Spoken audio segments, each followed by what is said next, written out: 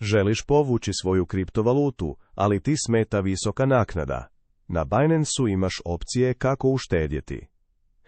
Provjeri u postavkama koja je naknada za povlačenje svakog tokena, jer one mogu znatno varirati ovisno o mreži koju odabereš. A najbolji hack. Upotrijebi referral code i dobiješ 20% popusta na sve Binance naknade. Tako tvoj profit ostaje maksimalan, a povlačenje kripta ispadne jeftinije nego igdje drugdje.